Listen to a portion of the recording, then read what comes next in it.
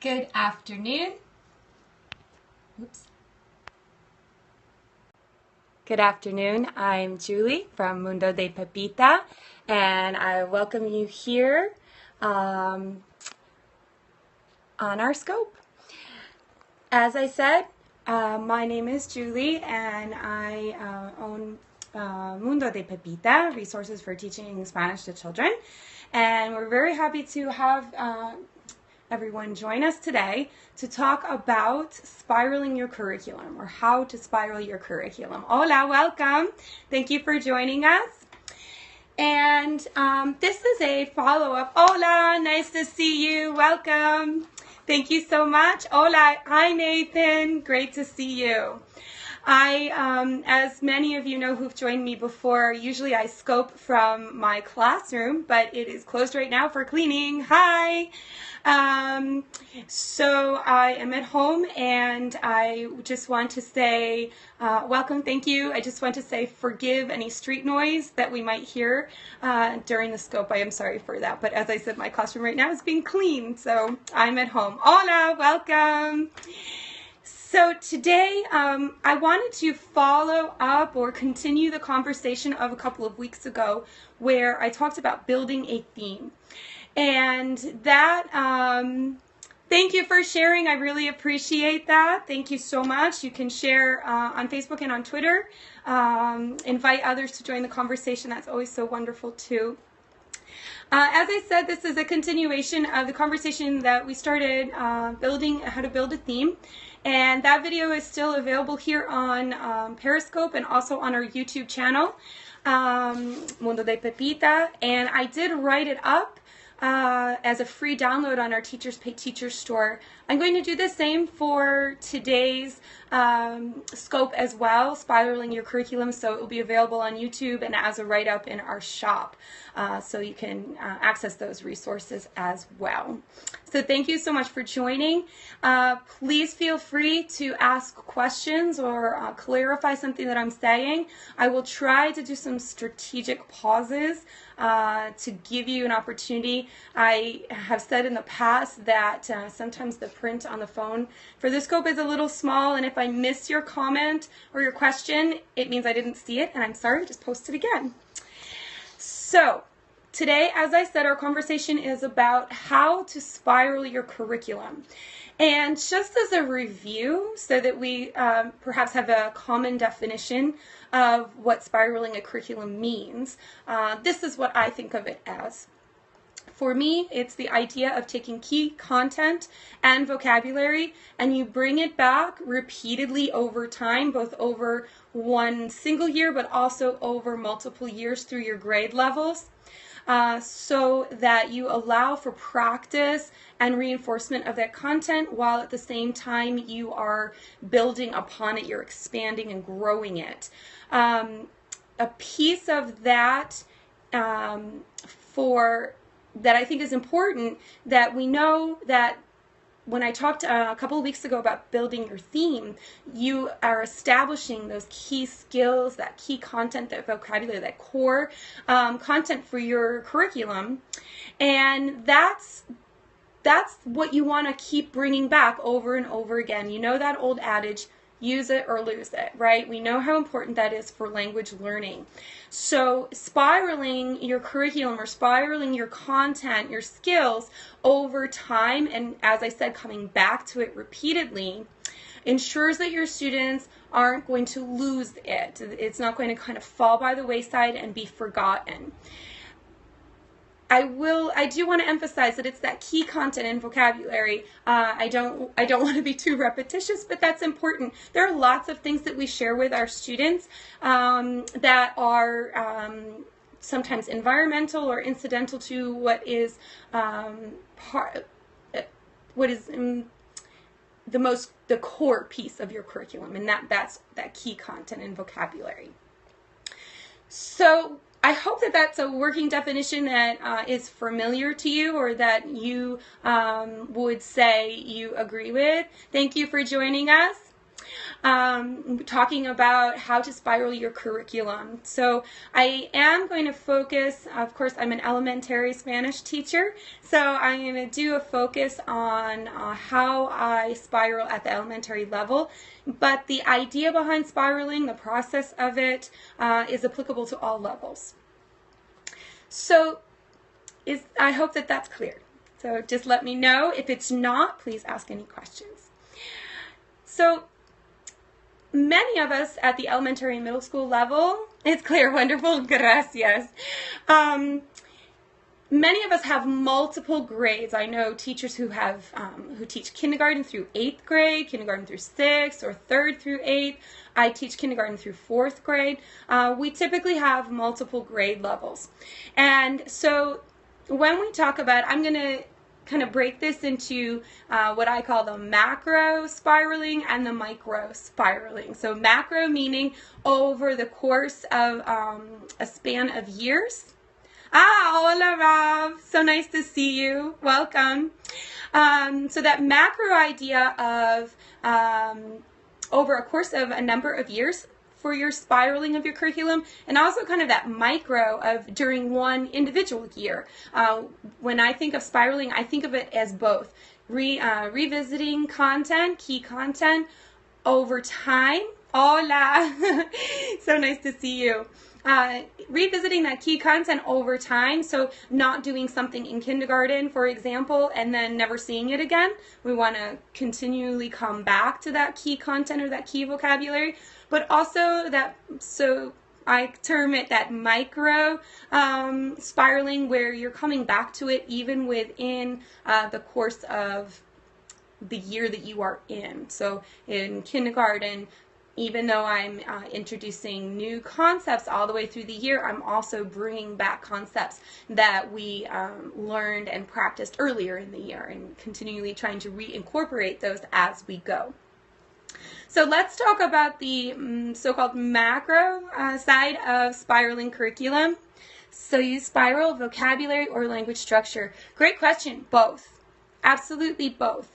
I think that you need to, and I'm going to show you some examples of that in a moment, but so I term it key content. So key content could be vocabulary, or it could be structure, it could be certain skills. The ability to greet someone, for example, is a skill. There are many structures or individual vocabulary words that go into that skill, but bringing back that activity, that skill of how to greet someone, for example, is a really basic example, very simple one, but certainly very relevant to the elementary level in particular, but obviously at all levels.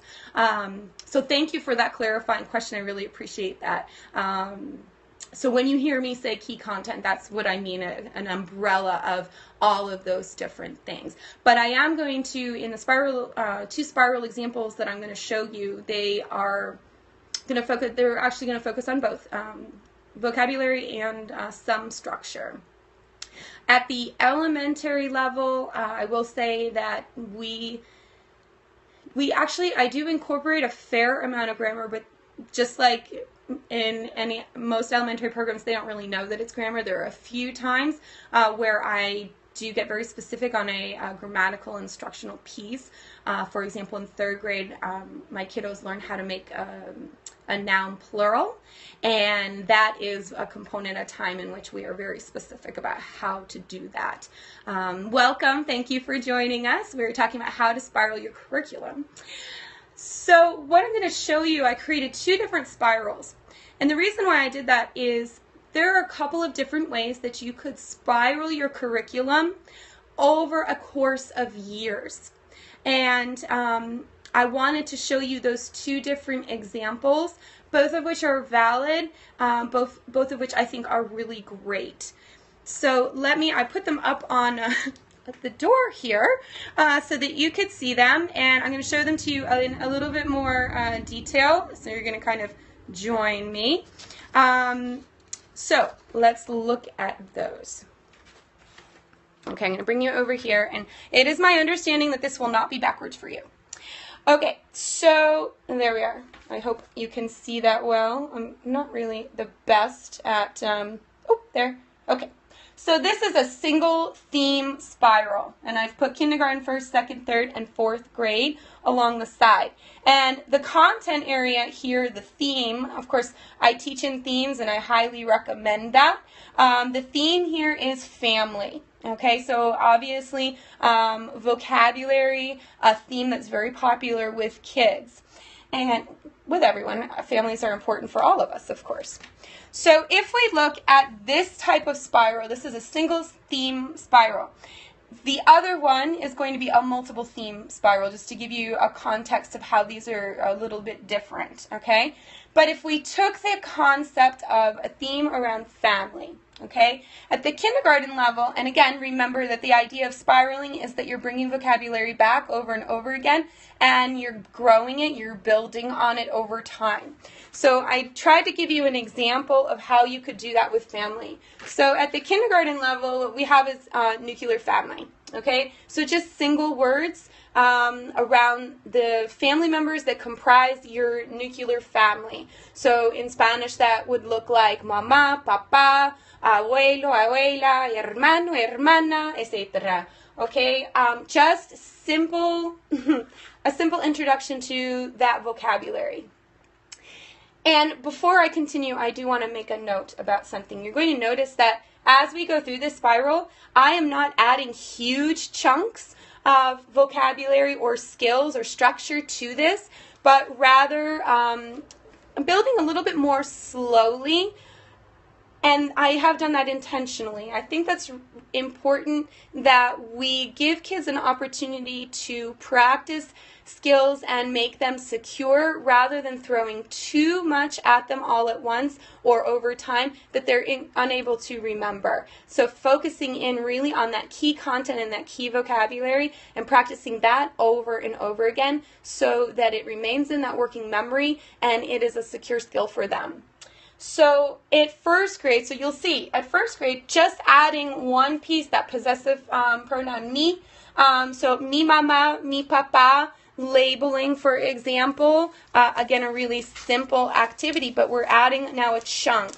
For example, my first graders make these really cute little books where they just have that simple phrase, mi papá, all right? So, but it's a good chunk to know. Let's see if we can, oh, mi mamá. They look similar, but they're so cute. I love it.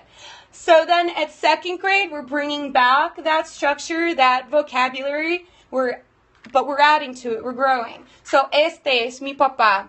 Okay, o tengo un hermano. ¿Cuántos hermanos tienes? Tengo uno. Tengo dos. ¿Cuántos gatos tienes? Tengo tres. Some of them may have many gatos. So we're growing that structure. And at the same time, we're just taking that same nuclear family vocabulary, but we're adding it into a new context. And we're growing it. We're allowing them to do more with it. Then at third grade, we would continue with those structures. So you'd still see these pieces at the third grade level, but then we might add in mi. For example, mi gato es blanco. So adding in color vocabulary. My kiddos already know that, so that would be another spiral of another vocabulary set. And then at fourth grade, taking all of that and continuing that growing, I'm going to see if I can get that nice and close.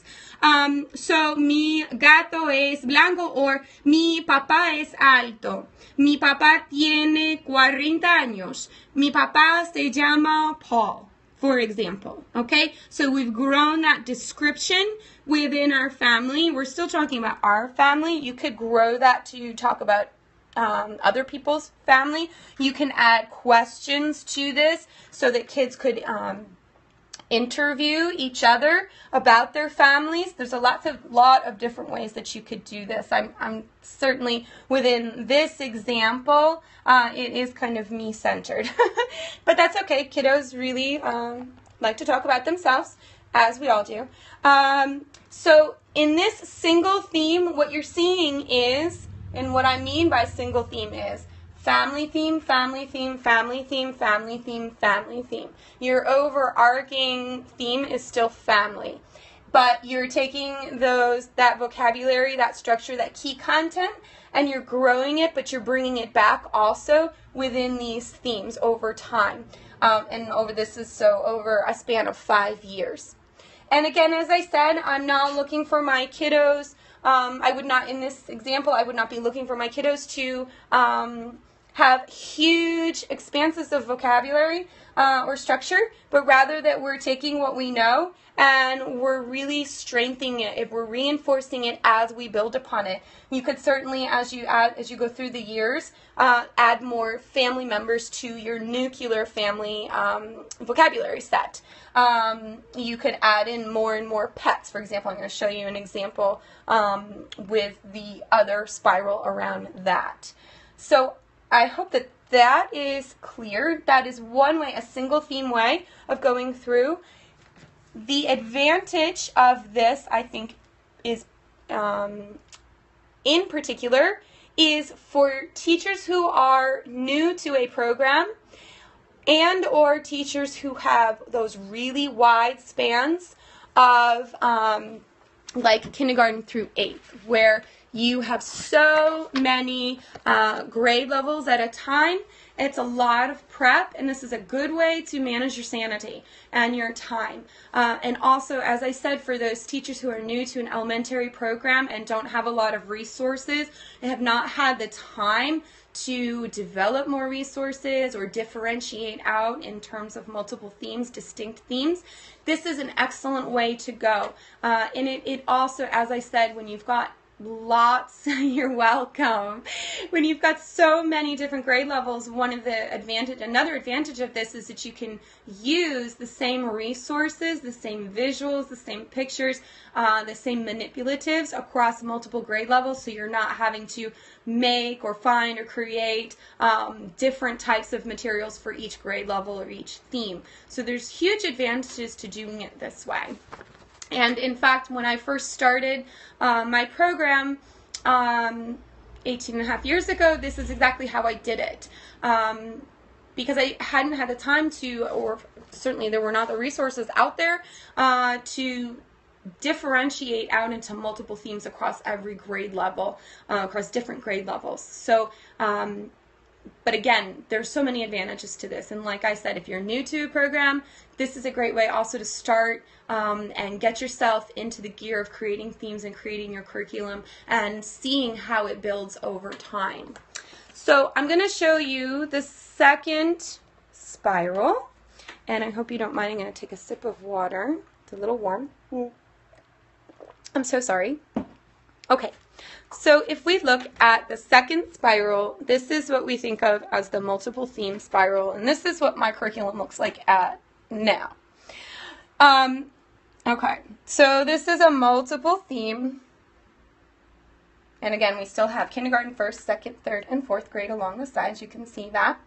And again, we are still looking at family. So the family vocabulary set, family content, and the difference here is that family content, that original, if we start at kindergarten with the nuclear family and those single words, so that's kind of like your beginning. My kindergartners start that in the fall. That vocabulary actually forms the basis of my entire continuum. Though we grow it, that vocabulary set is the primary vocabulary set that we continue to revisit throughout the 5-year span. The difference between this spiral and the other spiral, the single theme spiral, is that vocabulary set of family members, that actually they grow, but the nuclear family is where we start. That vocabulary appears in a variety of different distinct themes, rather than doing a family theme every year through the spiral, through the grade level span.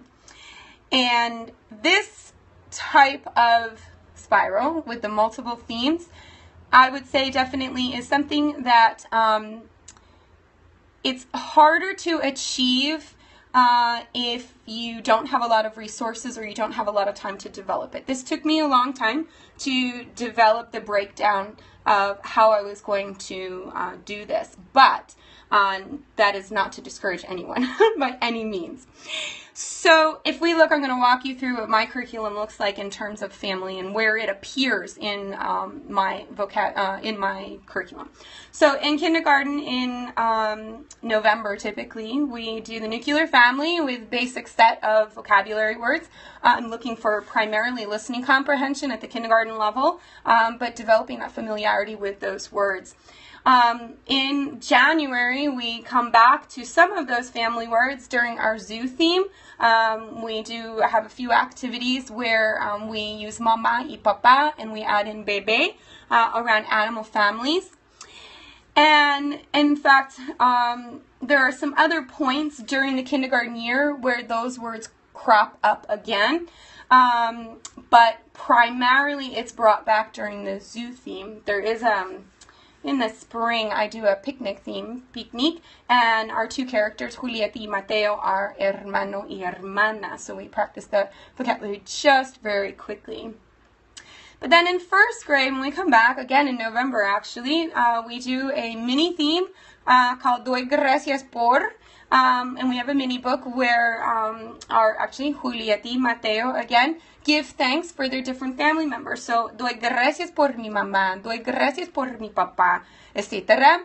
And my kiddos all contribute to a large bulletin board that we have up in the hallway where they make visuals of what they're thankful for, and family members are a choice in terms of what they could add to that. Then family comes back again in the spring. We do a big unit, a big theme around Peru. And they make their own version of an arpillera. They make a paper background and then with construction paper, and then they make little characters, two three-dimensional characters, one a person and one an animal. And for the person, they can choose, they have to tell me in Spanish, but they choose mamá o papá o abuelo o abuela. I have the little people partially made for them, and they have either dark hair or gray hair. My students can choose. So they're using that family vocabulary again in order to make their choice. And then we have, I should have put this actually in here and realized it afterward. I'm sorry, but the mi comes in with doy gracias por mi mamá, mi papá, mi hermano, etc. Doy gracias por mi gato, etc. So that comes back in with doy gracias por. But you'll notice that mi is here as well as is on a single theme. Okay, so that structure is there. Then in second grade, my kiddos, we do another mini book called Esta es mi familia, and it has a pattern sentence, Este es mi papá, esta es mi mamá, etc. And just like in the single theme, so I've just broken this one out into a mini book. And then tango, we introduce, they already know tango through emotions, and then we introduce it with tengo un hermano, tengo dos gatos, etc.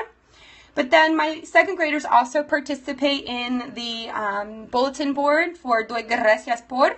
So we bring back that vocabulary once again in that theme. In January, we do a big theme around El Ratoncito Pérez with a mini book titled El Diente de Javi. Javi loses a tooth. And hello, thank you so much for joining us.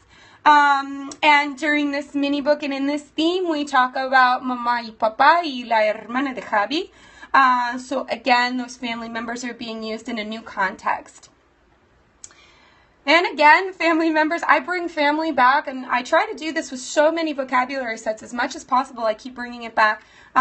In a little bit later in second grade, toward early spring, we do a mini book called Arriba, where we have, and I think I have that one here, where Olivia, our fox, goes up into a hot air balloon, and she sees a variety of things, and then at the end, of course, she sees her mama y papa in her house.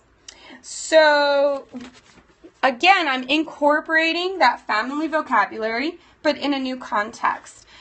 Within this theme, with Arriba, with Olivia and her hot air balloon, the kiddos get to then create a little They get to decide what Olivia sees after we've practiced the mini book, and one of their sets of vocabulary that they get to choose from is family. So I'm bringing that back.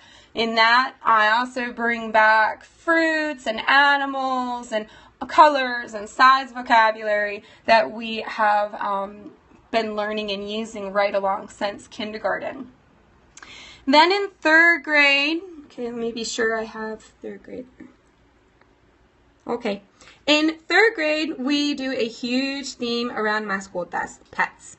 And here again, so now we are using mi, but mi perro es blanco, mi perro es grande. And this is where I mentioned earlier, I do introduce more formally the idea of plurals. So I do teach my kiddos how to make a plural. This is really important in this theme because many of them have multiple pets. And if you don't know how to make a plural for those words, then it's a little tricky. So instead of saying tengo dos perros, we say tengo dos perros, of course. So in this big theme, we're practicing those structures that you also noticed were in the single theme spiral as well. But this is in a different context with the context of pets. And then they also participate in the bulletin board, doy gracias por. And lastly, in 4th grade, my kiddos make Christmas cards in Spanish. And for those Christmas cards, they have to choose a family member to whom they give the card. So we bring back and refresh that family vocabulary again. And that's in a new context of, excuse me, writing a card to someone. So doing some writing around that using family vocabulary. So I'm going to put this down. There we go. Okay. So those two spirals, both the single theme and the multiple theme, get to the same idea of reinforcing and refreshing that vocabulary of a family vocabulary set. Just in slightly different, maybe not slightly, but in different ways. And the idea behind both of them, of course, is that the family vocabulary, that core set of content that you have established, comes back over and over again in a variety of different ways and in different contexts. And that, I think, is really, really important. Not just the idea of practicing vocabulary or practicing structure. You'll notice that with the structure like me, something es. My kiddos know es starting early in 2nd grade or late 1st grade. So we practice that structure of how to build a sentence, build very simple descriptive sentences. We practice that from 1st grade onward.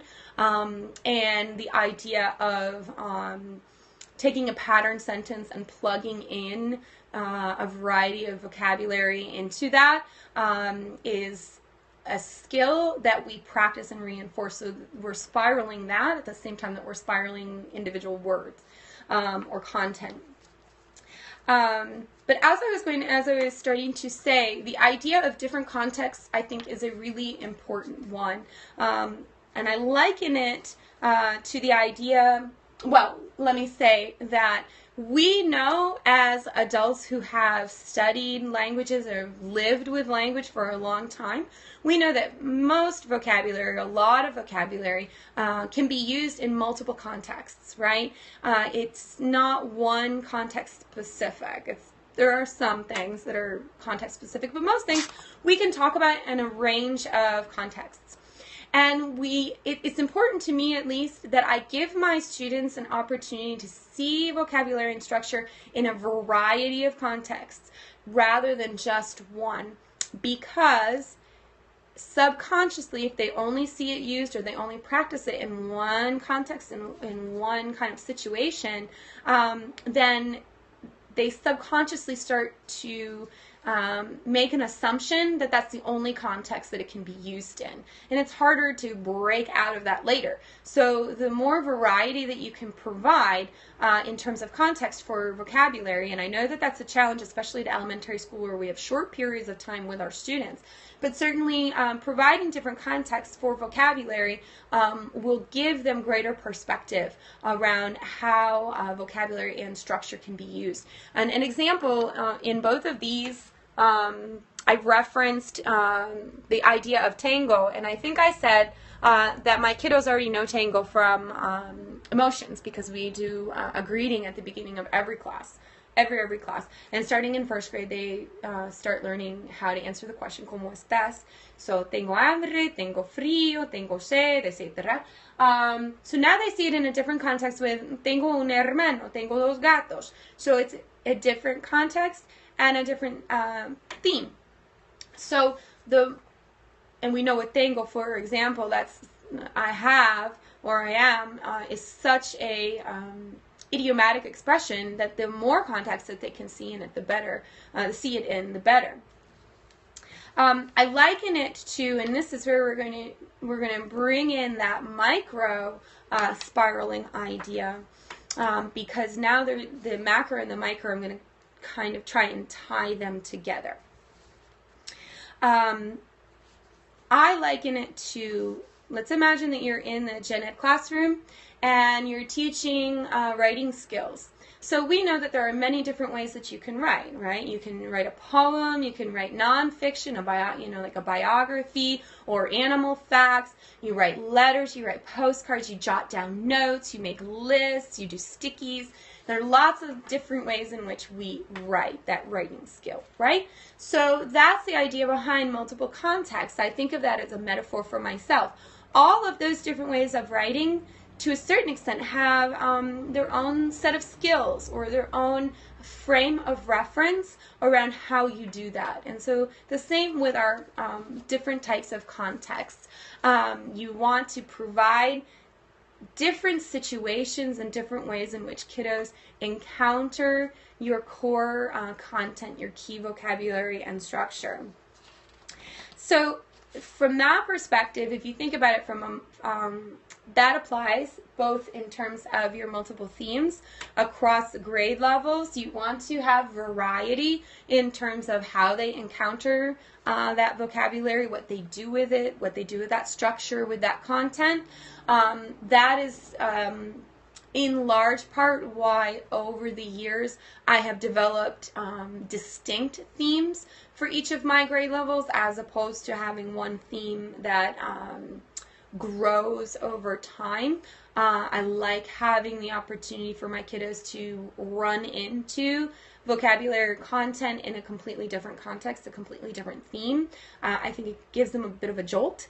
But also, I will confess, I like to do different themes because they are more engaging for myself professionally.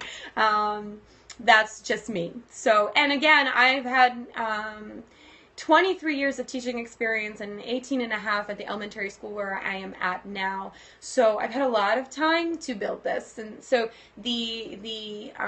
like I said, the advantage of the single theme is that you can use the same materials for multiple grade levels, whereas for the multiple themes, you have different materials for every theme. Even though I use materials from other themes and I mix and match, I do have a lot of distinct materials for each of those distinct themes. So that is certainly a lot of work and takes time to build that up, most definitely. If we look at the spiraling, I'm going to go back to this idea of the micro spiraling. Forgive me, I think I got off on a bit of a tangent. When we think about the micro spiraling, so within one single year, that idea of having kids encounter content in a variety of different contexts in terms of, as I referenced before, the different skills for writing.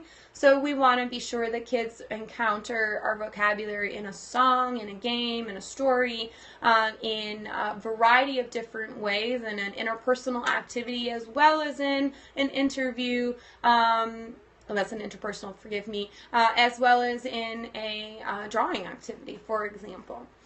But we also want to, over the course of a year, you want to, what I try to do is bring back old vocabulary and old content, old structure, and place it in the new theme. And you saw that with the multiple themes idea that I showed you.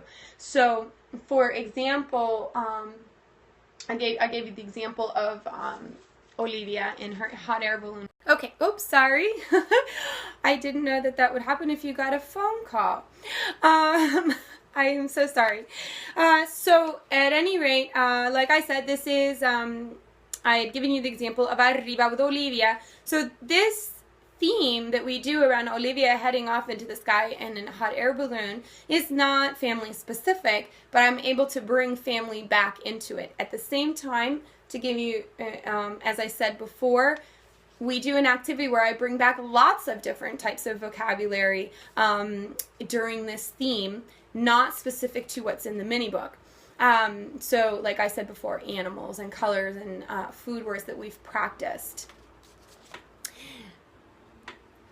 So that is the micro piece of spiraling, is that through the course of the year and through the course of the themes that you're doing, not leaving your content in a theme and then not revisiting again for the entire year.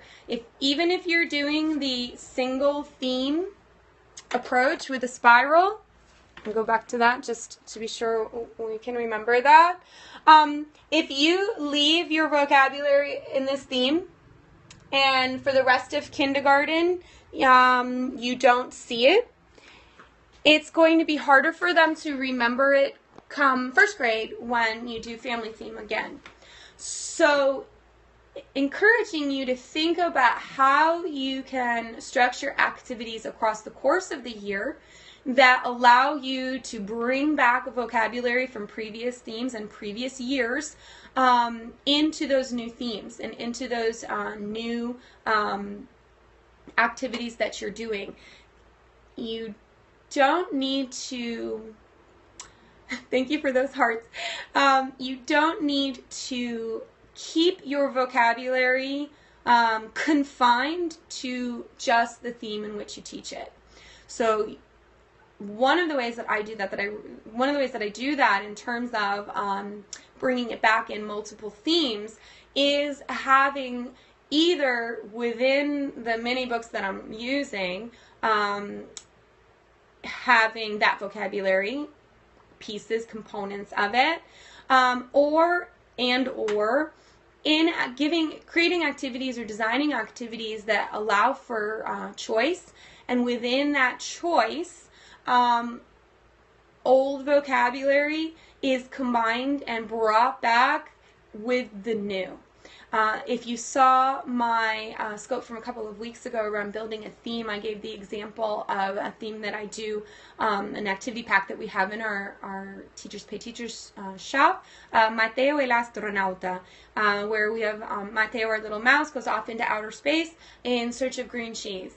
And during the course of that theme, my kiddos get to create their own personalized version of the story, and I give them a big vocabulary set to choose from when they are doing that. And the vocabulary set that they choose from is old vocabulary that we have been learning and practicing all along.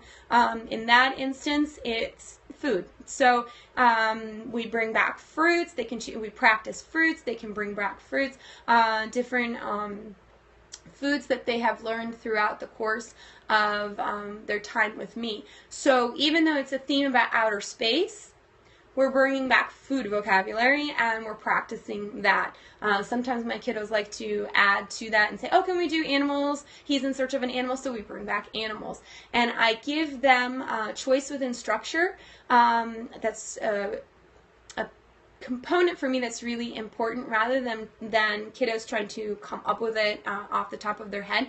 I always provide my students with visual supports in terms of, these are the words that you can choose from, because they're words that we're all familiar with. It's our common vocabulary, And it also supports those kiddos who have a hard time coming up with something off the top of their head or have a hard time recalling vocabulary. You're giving them a visual support, and they choose what they know from that selection, as opposed to me saying to them, okay, now how do you say this?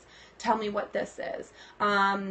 They can choose. Everyone has their own personal vocabulary set, as it were, and so this allows them to show me what they know. And so I set up that type of activity across multiple themes throughout the year, where I bring back old vocabulary in activities where they can make choices and integrate and incorporate that old vocabulary in new themes and in new activities. Other ways that you can spiral in that micro and macro at the same time would be to bring back old songs, games that poems that you've played or sung before, and do them again, especially if they're ones that will apply to a theme that you are currently doing. I call them blasts from the past. Sometimes right before vacations is a really great time to bring back old songs and have like a sing-along day and bring back those songs and chants and activities that also refresh that vocabulary and help reinforce that vocabulary that they learned maybe last month or last year or even 2 or 3 years ago. I do this all the way into 4th grade. It's hilarious because then they will be singing songs that we did in kindergarten, and I remember that. And of course, that's great. So that's another way to spiral, is that you're just literally taking old activities and bringing them back and revisiting them with games. It's great because you can integrate the new vocabulary into a game that you've played before that's familiar for your kids. Memory is a great one for that. And so you are doing that spiraling effect with the actual activities themselves. As you incorporate new vocabulary, new structure, you can grow them. I love to do personal information graphs and graphic organizers to find out more about my students and my kids. So we can grow that because we have more structure, more vocabulary, but they still, me gusta is one that that just keeps coming up over and over again throughout the span. We started in 1st grade and we just keep bringing it back. For example, going back to that idea, hello, welcome, talking about spiraling your content across different grade levels and across one particular year. As I was going to say, with Me Gusta, we do that as kind of a formal theme around fruits in 1st grade, but then I keep coming back to it just in terms of, those questions that you ask kiddos every time you introduce new vocabulary or new content. Some of the questions that I utilize all of the time, no matter what the theme, de qué color, what color is it, cuántos, how many, te gusta, so, do you like, whatever it might be, ¿Te gustan las bananas? Okay, do you like bananas? That's one of their fruits. Then we do ice cream. ¿Te gusta el helado de chocolate? Then, we keep going, and then, so I was going to reference with Mateo el astronauta. It's very funny, but we have, there's green cheese in it. So, in the mini books, I will say, ¿Te gusta el queso verde?